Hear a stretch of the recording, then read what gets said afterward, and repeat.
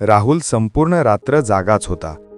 उद्याच्या प्रेझेंटेशनची चिंता, भीती आणि अस्वस्थता त्याला झोप येऊ देत नव्हती. मनात एकच विचार, जर मी चुकलो तर, लोक हसले तर.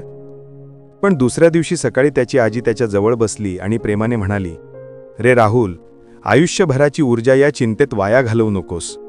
बायबलमध्ये लिहिलं आहे, चिंता करून तुम्हापैकी कोण स्वतःच्या आयुष्याला एका तासाची भर घालू शकेल. लूक 12:25. चिंता काही बदल घडवत नाही रे, पण तयारी, प्रयत्न आणि देवावरील विश्वास मात्र सगळं बदलू शकतो. आजीचे शब्द राहुलच्या मनाला स्पर्शून गेले. तो शांत झाला आणि आत्मविश्वासाने दिवसाची तयारी करू लागला. आणि मग प्रेझेंटेशनच्या दिवशी राहुल मंचावर उभा राहिला, भीतीशिवाय, विश्वासाने. त्याचं प्रेझेंटेशन उत्कृष्ट झालं. लोकांनी टाळ्यांचा वर्षाव केला. कधीकधी आपण चिंता करत बसतो, पण सत्य इतकंच आहे, चिंता कधीच उपाय नसते, विश्वास मात्र मार्ग दाखवतो. जर ही गोष्ट तुम्हाला प्रेरणा देत असेल तर कृपया लाईक करा, शेअर करा आणि अशाच सुंदर कथा ऐकण्यासाठी चॅनल सबस्क्राईब करा.